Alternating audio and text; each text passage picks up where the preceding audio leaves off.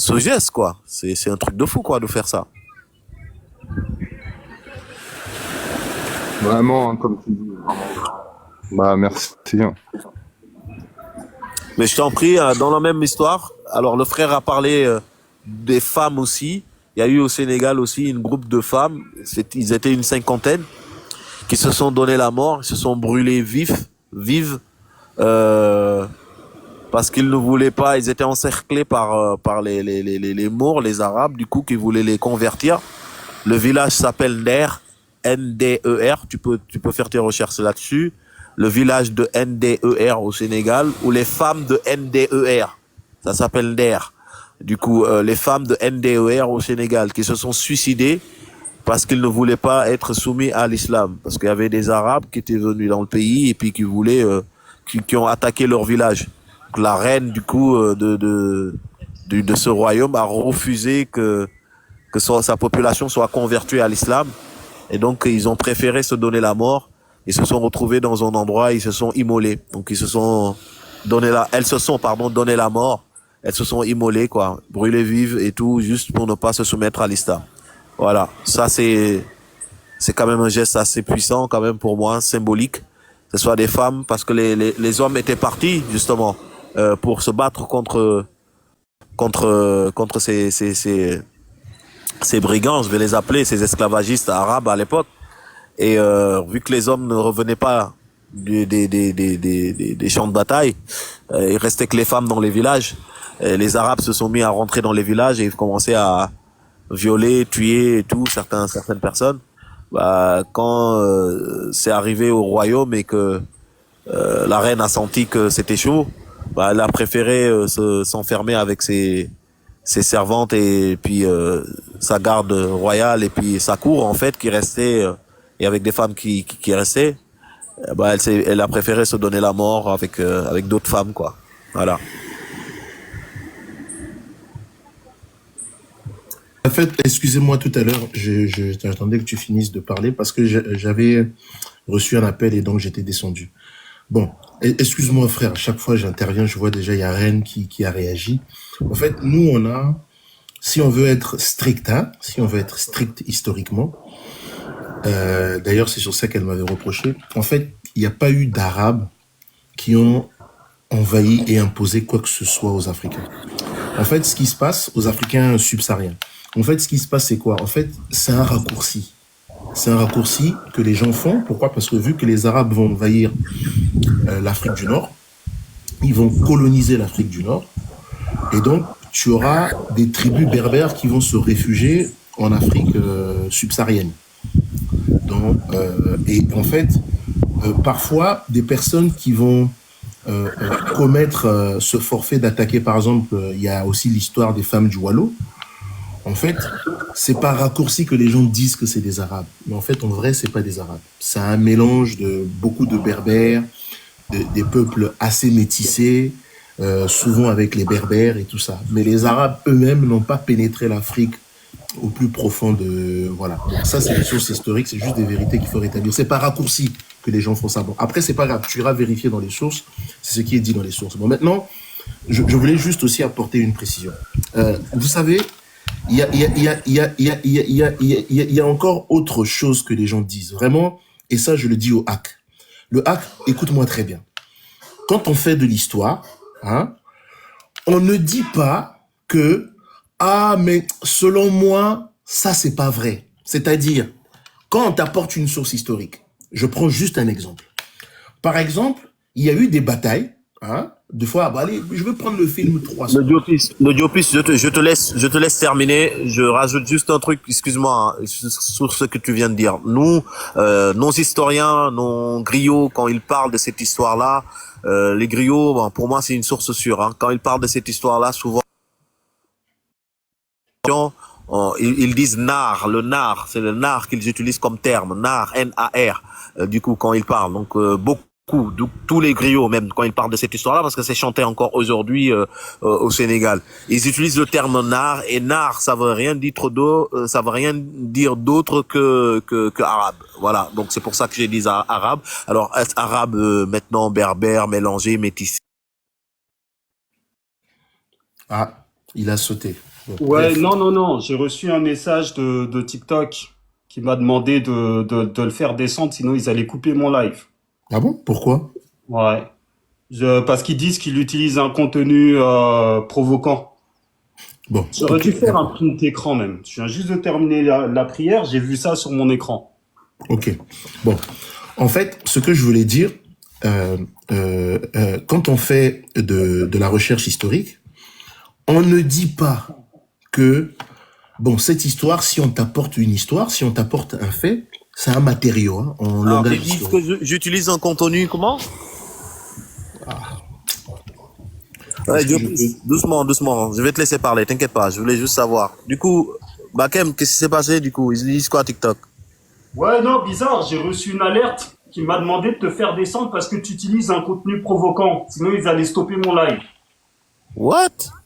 Je te jure, j'aurais dû faire un print. What the fuck? Bon, ok, je laisse Diopis Et parler. il y a Red qui a dit c'est parce que t'as filmé la plage. Peut-être que t'as pas le droit de faire ça. Je sais pas. Oh, oh, ok. Bon, je vous laisse continuer. Non, non, Bon, non, c'est Diopis qui prenait la parole. Je te laisse parler, Diopis. Ne t'énerve pas, Diopis. Calme, tranquille. non, non, non, je m'énerve pas, je m'énerve pas. Donc, en fait, j'allais simplement dire ceci. Quand on parle de l'histoire, quand on t'apporte une source, on ne dit pas, selon moi, cette source-là, j'y crois pas trop. Selon moi, ce qui est raconté là, non, j'y crois pas. Bon, tu peux émettre un sentiment comme ça, mais si tu veux apporter des éléments à ta négation, tu dois contre-sourcer. C'est comme ça qu'on fait en fait. C'est-à-dire qu'on ne dit pas, par exemple, je vais prendre une histoire qui est très connue hein, par le film 300. Et c'est vrai cette histoire. C'est-à-dire que il y a eu 300 armées, 300 personnes qui sont parties affronter l'armée de Xerxès. Et au final, ils vont être défaits. Mais si quelqu'un vient, ah, vous pensez vraiment que 300 personnes ont réussi à tenir tête à une armée composée de milliers d'hommes? Ah non, moi, non, non, non, non, non. Ce qu'ils disent là, non, moi, je ne crois pas ça. Et maintenant, on commence à faire des déductions. On commence à faire des déductions dans sa tête sans pour autant apporter les sources et dire que tout ce qui est dit dans des sources, c'est faux. Alors, quand on te dit, peu importe l'invraisemblance qu'il y a dans la source historique qu'on t'a apportée, toi, ce que tu dois faire, c'est d'apporter le contraire. C'est-à-dire que quand on te dit qu'il y a eu un traité qu'on appelle le Pacte en 651, comme j'ai vu, qui a commencé, qui a été signé dans un premier temps en 651, et en 652, c'est juste un rappel, parce que les Nubiens de l'époque n'ont pas correctement respecté ce pacte qui a été signé en 652. Quand on t'apporte cette source-là, tu ne dis pas non, pour moi, ce n'est pas vrai. C'est-à-dire que malgré ta logique à toi, dans ta logique, tu dis non, on s'en fout de ta logique.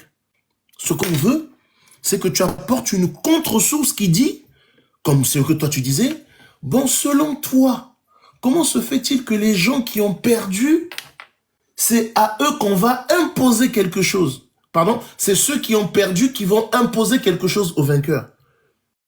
En fait, on n'a pas besoin de ton raisonnement. On a besoin que tu nous apportes une source qui dit qu'il n'y a pas eu de traité qui a existé, que ce qui est dit est faux. Voici la source qui dit que le traité du Pacte est une fausseté, ça n'a jamais existé. C'est comme ça qu'on fait. Donc, si tu veux qu'on débatte, si tu veux, comme je dis, d'une manière un peu condescendante, mais je vais pas le dire, si tu veux que je te considère et que je te prenne au sérieux, comme je considère la sœur Reine, c'est comme ça qu'on doit procéder. Moi, je ne suis pas là pour m'amuser, en fait. Si tu veux t'amuser, il n'y a pas de souci, tu peux trouver des gens avec lesquels tu vas t'amuser. Mais par contre, si tu veux qu'on parle de l'histoire, c'est comme ça qu'on fait. Quand on apporte une source, on n'a pas à ne pas être d'accord avec cette source. On la contredit en apportant une contre-source. Ah, toi, tu dis que la guerre mondiale s'était passée en 1945. Maintenant, bah tiens, j'ai des sources historiques qui disent que la guerre mondiale n'était pas passée en telle année, ça s'était passé en telle année. Et c'est comme ça qu'on fait. Donc, je m'arrête là pour ne pas monopoliser la parole. Ah oui, bon après, je disais l'histoire de Moïse. Donc, je disais que pour l'histoire de Moïse, donc la science, elle a continué. Donc, comme je vous ai dit, après, vous avez les sources bibliques qui ont parlé de Moïse. Bon, maintenant, deux choses. Le Moïse raconté dans la Bible, je parle historiquement. Historiquement. Sa preuve de son existence n'existe pas. On n'en a pas. Historiquement, on n'en a pas. Donc, je parle l'histoire, hein, l'histoire. C'est-à-dire que les historiens, quand ils font des recherches historiques, on n'a pas, peut-être, jusqu'à preuve du contraire. Tout à l'heure, comme avant, on n'avait pas la preuve de l'existence de David. On n'en avait pas. Depuis, on a trouvé la pierre de Tel Dan. Et dans la pierre de Tel Dan, on fait le témoignage d'un roi qui aurait existé et qui aurait une maison, la maison de David. Beth Etz David, ou je sais pas, quelque chose comme ça. Donc, l'histoire, c'est comme ça qu'elle avance. C'est-à-dire que, aujourd'hui, on n'a peut-être pas la preuve pour pouvoir affirmer quoi que ce soit, mais demain, avec des recherches historiques, on peut trouver des sources qui vont venir appuyer quelque chose. De la vie de Moïse, selon les sources historiques dont dispose l'humanité aujourd'hui, on n'en a pas. De la Moïse de la Bible, on n'en a pas. Voilà, je m'arrête là.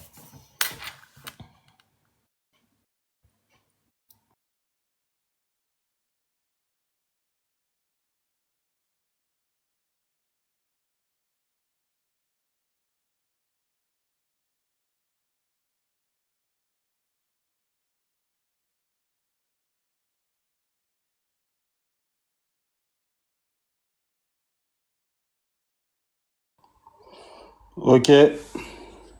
Ok, merci le Jopiste. Donc, je vais donner la parole au Hack. Vas-y, frère, salam alaikum, tu peux lui répondre, il n'y a pas de souci.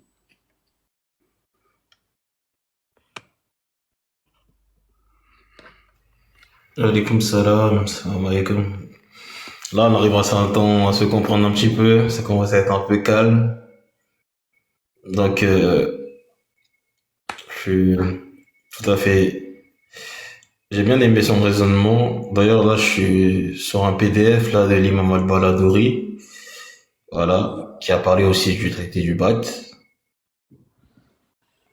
Je trouve que c'est chargé. Et qui dit clairement que il n'a jamais vu une défaite sanglante des armées arabes.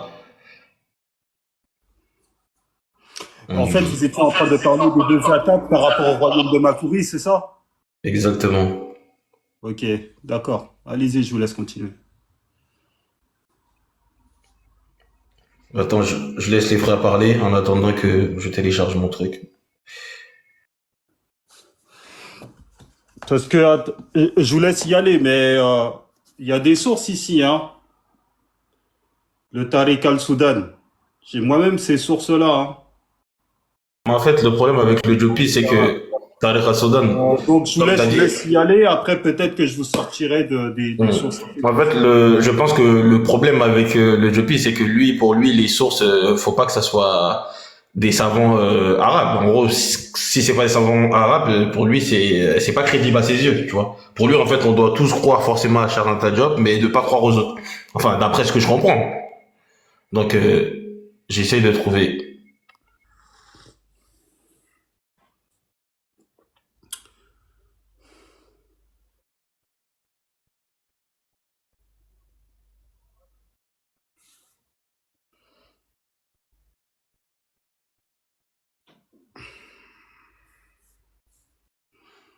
Je vais pas répondre à la place du Jopiste, il est là, mais je pense que pour le Jopiste, une source est une source, hein. Il a étudié avec des faits. Voire même martien, je pense qu'il les prendra en compte. Non, mais tu sais, Bakem, il fait des conclusions. Franchement, moi, ça me saoule, en fait. Ça, excuse-moi, mais bon, écoutez, moi, je vais y aller parce que ça sert à rien. Je vais vous laisser faire votre débat, discuter avec quelqu'un comme ça qui me fait des... D'ailleurs, bon, écoute, le hack, je discuterai plus jamais avec toi, en fait. Non, mais le Jopi, je trouve que t'es un peu colérique. Non, en fait, t'as entendu ce que tu viens de dire, là? Pourquoi tu fais des attaques comme ça? Tu voulais pas les sources tout à l'heure? Non, mais c'est une supposition, le Jopi. Je suis pas en train de te dire que ce que je dis, c'est pas vraiment. Écoute, c'est bon. Ça serait, en fait, pour moi, tu peux considérer. J'allais te débloquer. Bon, c'est bon, ça s'arrête là. Calme-toi. Non. On n'en plus. On est plus jamais. Pour moi, tu n'existes plus, en fait. Ok, d'accord. Bah, je suis désolé, je m'excuse. Si t'as pris ça pour une attaque, je m'excuse, c'est bon? Ça arrivera plus. Parce que le but, c'est de s'entendre, tu vois. On n'est pas là pour forcément, tu vois, avoir raison. Le but, c'est de se comprendre. Donc, si je t'ai invectivé, je m'excuse et ça arrivera plus et on repart sur de bonnes bases. C'est bon? Bah, le hack, j'espère que c'est sincère, hein, tu vois. Non, non, non, Il y a des personnes c'est qui sont sincère. live qui aimeraient bien vous entendre débattre. Moi aussi, j'aimerais bien vous entendre débattre pour participer au débat et essayer d'être le plus... Non, mais parce que vu que, en tant que frère, des fois, je peux rigoler, tu vois, mais bon, je vois qu'il est pas il accepte pas très ça, il y a pas de souci. Non, il a Ça arrivera plus. le frère, le Diopiste, mais respecte ça tel qu'il est et sa susceptibilité, s'il te plaît. Non, non, mais je le respecte. La preuve, je lui dis souvent que c'est quelqu'un de très, très intelligent. Et voilà, j'ai aucun problème avec ça. C'est juste qu'on a des désaccords. Mais des fois, pour moi, je prenais ça pour de la taquinerie. Mais je vois que il aime pas du tout ça, donc j'arrête. D'accord, voilà, tu connais sa personnalité, donc respecte sa personnalité. Le Diopiste, mon frère, vas-y, reste, et puis tu pourras faire ton développement comme il se doit.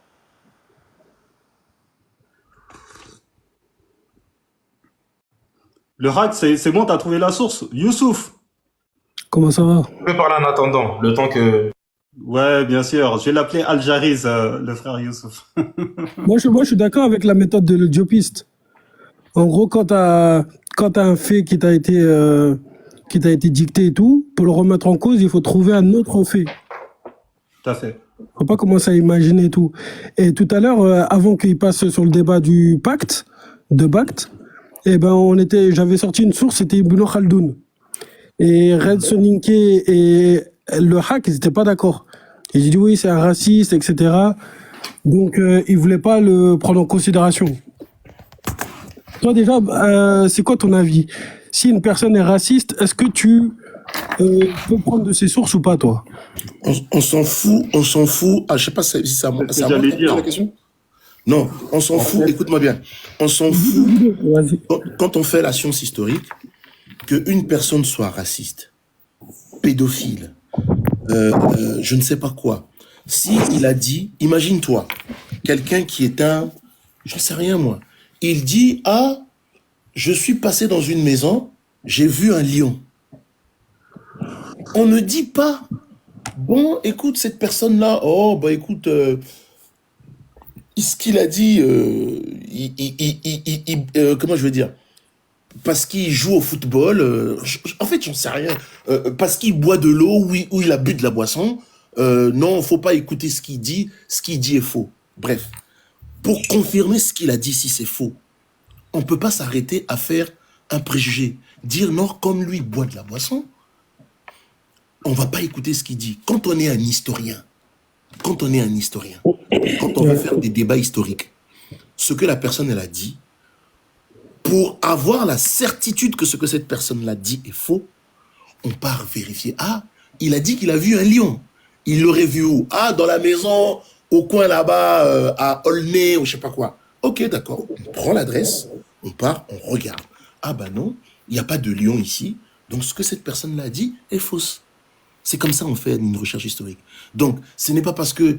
Et d'ailleurs, écoute-moi, mon frère, quand on fait de la science historique, il y a ce qu'on appelle une classification dans des sources. Parce qu'il y a des sources directes, ok? Il y a des sources directes et il y a des sources indirectes. Oui. Tu vois? Alors, quand une personne est un contemporain et qui apporte une source, c'est une source directe. Parce que la personne a été au contact au moment où la chose s'est passée. Donc, on ne remet pas en cause sa source parce que c'est un témoignage vivant, oculaire, qui a vécu à l'époque. Exactement. Pour remettre cette source en cause, il faut chercher un contemporain de l'époque qui a vécu la même chose que lui et qui dit le contraire de ce qu'il a dit. Exactement. En fait, tu vois, mon frère. Ça, le diopiste, et c'est ce que j'ai fait. Donc, comme voilà. ils ont dit, c'est-à-dire que ça, c'est ce que tu apprends en première année de philosophie. Quand tu fais une licence de philo, en première année de philosophie, on t'apprend l'histoire de la philosophie. Et quand on t'apprend l'histoire de la philosophie, c'est comme ça qu'on t'apprend quand tu veux faire de la science historique. Parce que dans la première année, pour toutes les personnes qui ont fait la première année de philosophie, on t'apprend l'histoire de la philosophie. Et en fait, il y a des gens qui débattent et qui ne savent pas comment on fait de la science historique. L'histoire est une science qui s'apprend. Ça s'apprend. Par exemple, sur l'existence de la vie de Jésus, pourquoi on dit qu'on n'a pas, on n'a pas la preuve de son existence? C'est-à-dire, par exemple, sur la vie de Jésus, on utilise ce qu'on appelle un système de massification. C'est-à-dire que on recense les faits, on dit, même si on n'a pas une source directe qui atteste de l'existence de Jésus, mais en fait, on dit, voici tous les faits qui sont reliés à soi-disant l'existence de cette personne. Donc, on peut tirer la conclusion que l'ensemble de ces faits ne peuvent pas venir du hasard. Donc, ce personnage a bel et bien existé. Mais jusqu'à aujourd'hui, la seule source qui aurait pu départager les gens, c'est le texte de Flavius Joseph. Mais sauf que même ce texte de Flavius Joseph, il est contesté. Il est contesté par certains historiens. Donc, moi, je ne suis pas là pour les personnes qui veulent apprendre. Il y a des cours, comment on fait de la prospection historique, ça existe. Tu vois ce que je veux dire, mon frère? Ouais, je vois très bien. Parce que regarde, quand on regarde, moi j'ai fait des recherches après. Ils ont dit ils prennent pas Ibn Khaldoun, je me suis dit bah je vais chercher si je trouve quelqu'un d'autre qui a parlé du même fait qu'Ibn Khaldoun il a parlé. Et j'ai trouvé. C'est Al-Idrissi. Et maintenant je vais vous citer les deux versions et tu vas voir que d'un côté ils avaient un petit peu raison. Ibn Khaldoun quand il raconte, il abuse en fait. Al-Idrissi, il était là en 1100. Ibn Khaldoun, c'est 1400. Et les deux, ils te décrivent le peuple de Lemlem qu'ils étaient esclavagisés par les gens du Ghana et du Tekrour. Les gens du Lemlem, c'est les gens du Mandé. Maintenant, je vais mettre ma caméra, si peut-être Bakam y veut, et je vous lis en même temps les deux versions, et vous allez me donner votre avis entre la version d'Ibn Khaldoun et la version de Al-Idrissi. Al-Idrissi, c'est quelle époque? C'est en 1100. D'accord. Et en 1100. Ibn Khaldoun, 1400. 1400. D'accord. Donc, il parle d'une histoire qui se serait passée quand? C'était, eux, c'est pendant le royaume de Ghana et du Tekrour. C'était avant que le royaume du Mali. Donc, il rapporte des histoires.